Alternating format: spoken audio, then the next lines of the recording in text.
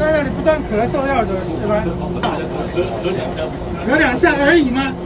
我是苦主哎，我不想下车。台北捷运红线往淡水方向，昨日傍晚，有名男子通报站务员，控诉有民众狂咳嗽、不戴口罩，其他乘客看不下去，上前好言相劝，但男子像吃了炸药，大声狂呛，爆发激烈口角。他现在没咳嗽了，没有咳嗽，事情已经结束了啦，我已经到了啦，你不用跟我讲这些了。这个人是怪，怪怎么样怪？